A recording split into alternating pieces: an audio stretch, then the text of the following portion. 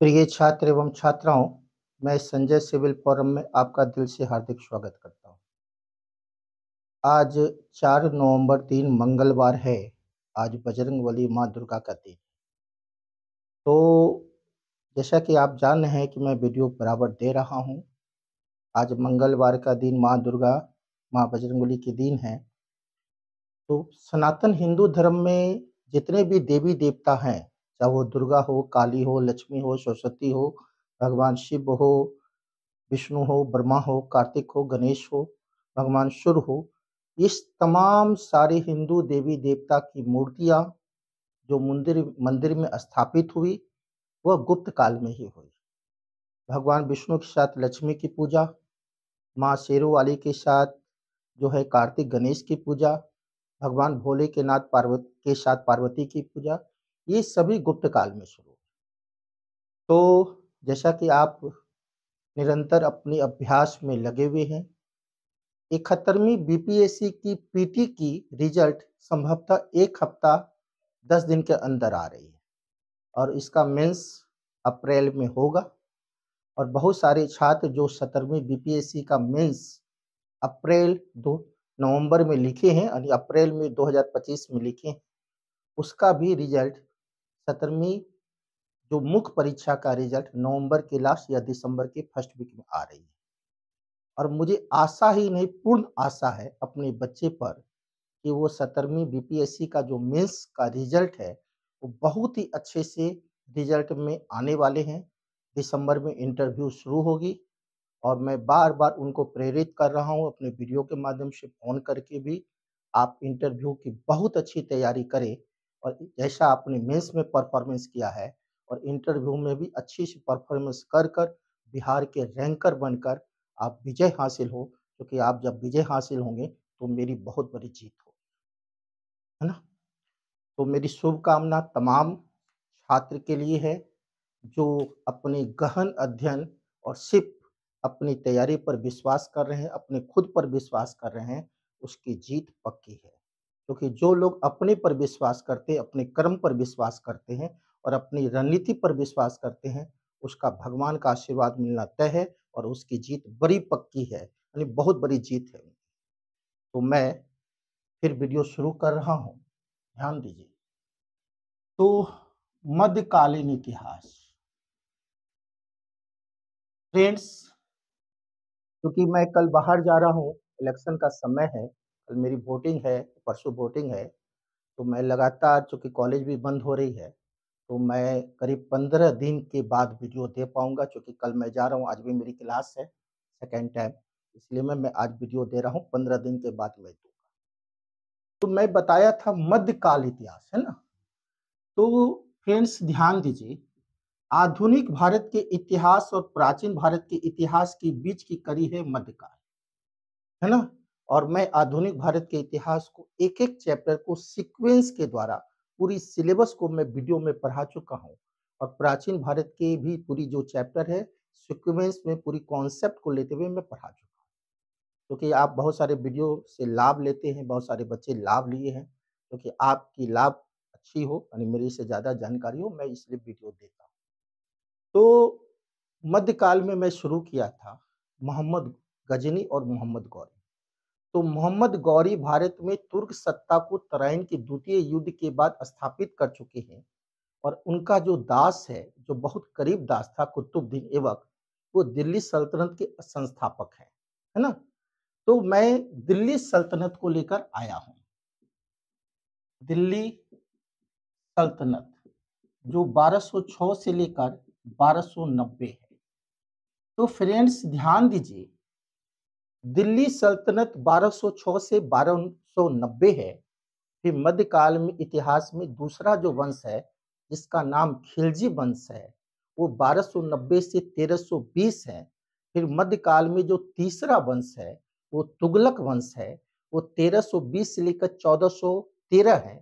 फिर मध्यकाल में जो चौथा वंश है, उसका नाम सैयद वंश है, वो 1414 से लेकर जो है 1451 है। फिर पांचवा वंश जो है वो लोधी वंश है, वो 1451 से लेकर 1526 हैं और अंतिम जो है वो मुगल वंश है, जो 1526 से लेकर 1857 में बहादुर शाह जफर अंतिम मुगल बादशाह शासन कर रहे हैं। आप समझ गए होंगे, पूरी सीक्वेंस से पढ़ना है, एक एक बिंदु को पढ़ना है। अब बात आइए दिल्ली सल्तनत। दिल्ली सल्तनत का जो सफर है 1206 से 1290 तक चल रहा है। 1206 से 1210 कुतुबुद्दीन ऐबक हैं। 1210 से 1211 कुतुबुद्दीन ऐबक के दत्तक पुत्र, अपना पुत्र नहीं है, दत्तक पुत्र अरहम शाह शासन कर रहे हैं। और 1211 से 1236 जो है वो शासन कौन कर रहे हैं? इल्तुतमिश। फिर मैं इसको सीक्वेंस से भी लिख देता हूं।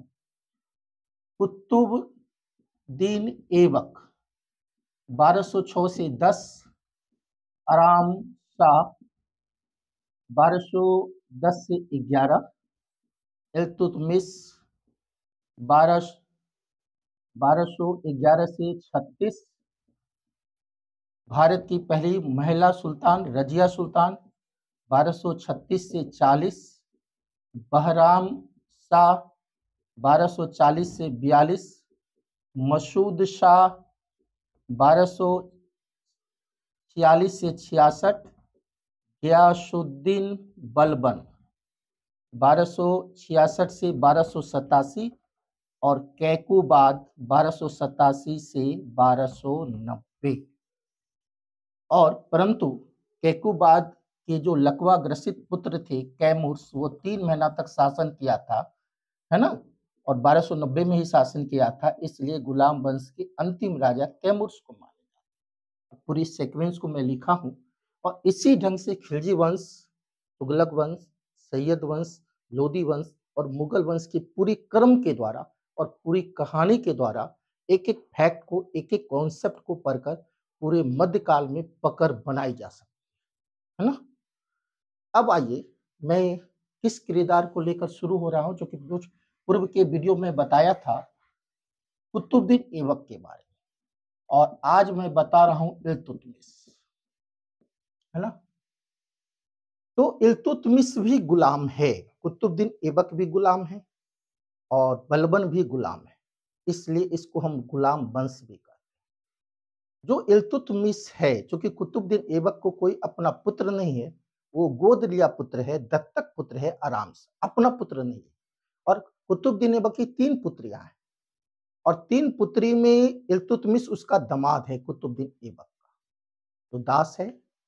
तो 1 लाख पीतल के सिक्के, जिसको टंका कहा जाता है, 1 लाख टंके के सिक्के पर इसको कुतुबुद्दीन ऐबक खरीद लेते हैं, इस दास को। बहुत योग्य व्यक्ति थे, बहुत योग्य दास थे इल्तुतमिश। और जब खरीद लेते हैं कुतुबुद्दीन ऐबक, तो यह जो दास है वो काफी प्रभावशाली लोग हैं। इसको सबसे पहला जो है, इसको देते हैं अंगरक्षक का प्रमुख, यानी अपने दरबार में जो भी अंगरक्षक थे उसको हेड बनाते हैं, है ना। उसका जो नाम है, उसका नाम है जहादरी। तो वह जो जहादरी का पद है, जो अंगरक्षक का पद है, इसको दिया जाता है। इसके बाद यह अपनी योग्यता के बल पर एक से एक पद को पाते हैं, अमीर भी बनते हैं, और इसके बाद यह बदायूं का सूबेदार बनता है, यानी एक राज्य का बदायूं का यह हेड बन जाता है। और कुतुबुद्दीन ऐबक अपनी बेटी की शादी इल्तुतमिश से कर देते हैं और उससे बदायूं प्रांत का हेड बना देते हैं इल्तुतमिश। अब इधर जो बात होती है 1210 से 1211, जो एक आयोग दत्तक पुत्र आराम शाह शासन कर रहे हैं, उसमें कुछ ऐसी क्षमता नहीं है शासन करने। दिल्ली के तुर्क लोग, अमीर लोग उसका विरोध किए और उसको हटा दिए। और जो बदायूं में कुतुबुद्दीन ऐबक के दामाद हैं, वो योग्य व्यक्ति है, तो बदायूं से बुलाकर इल्तुतमिश को गद्दी पर आसीन कराया। जब ये गद्दी पर आसीन हुए इल्तुतमिश, तो सबसे पहले यह दिल्ली पर अपना राज्याभिषेक किया। तो दिल्ली अपनी राजधानी को बनाए, जबकि कुतुबुद्दीन ऐबक लाहौर को राजधानी बनाए थे। तो यह दिल्ली का जो पहली राजधानी बनाए, दिल्ली का सुदृढ़ीकरण किए, दिल्ली का पूरा विकास किया। और यही कारण है कि दिल्ली सल्तनत के वास्तविक संस्थापक इल्तुतमिश माने जाते हैं, जिन्होंने दिल्ली को अपनी राजधानी बनाया, है ना। इसके बाद जब ये गद्दी पर आसीन हुई, तो यह पहला व्यक्ति है जो सुल्तान की उपाधि धारण किया। मध्यकाल इतिहास में यह पहला राजा है जिन्होंने सुल्तान की उपाधि को धारण किया। नंबर 2 बात, इसके शासन को हम कई भाग में बाँट सकते हैं। जब ये गद्दी पर आसीन हुआ 1211 से 1220, इसके कई प्रतिद्वंदी शत्रु थे। जैसे गजनी में ताजुद्दीन एल्दौज जो दास था, जो गजनी प्रांत का हेड था, इसका प्रबल शत्रु था। और सिंध और मुल्तान में जो दास थे, उसका नाम है नसरुद्दीन कुवाचा। तो ताजुद्दीन एल्दौज और नसरुद्दीन कुवाचा इसके प्रबल शत्रु थे। फिर ये क्या करता है, 1211 से 20 के बीच ताजुद्दीन एल्दौज को हराता है और बुदायूं के जेल में उसे बंद कर देता है। बाद में ताजुद्दीन एल्दौज को वो मरवा भी देता है। और नसरुद्दीन कुवाचा जो मुल्तान और सिंध प्रांत के हेड हैं, उसको युद्ध में हराता है। और युद्ध में हराने के बाद वह सिंधु नदी में कूदकर कुवाचा आत्महत्या कर। तो इसके जो 2 प्रतिद्वंदी थे, शत्रु थे, उसका विनाश हो गया, खत्म हो गए। अब वह स्वतंत्र रूप से शासन करने लगा इल्तुतमिश। इसके बाद जब वो गद्दी पर बैठे तो एक 1220 से फिर वो अपना अभियान शुरू किया। 1229 तक आक्रमण किए, कई आक्रमण किए।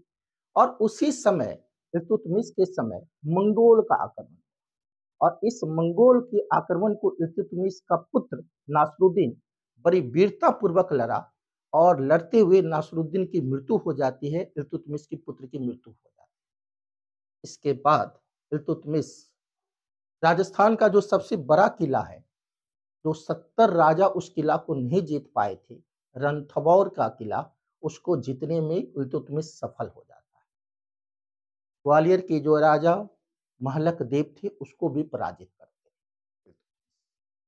तो इसकी आक्रमणकारी भी सफल हुई, ये अपने साम्राज्य को फैला दिया।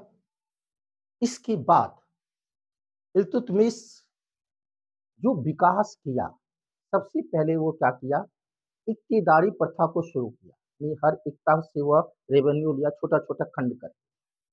तो वह इक्केदारी प्रथा को शुरू किया।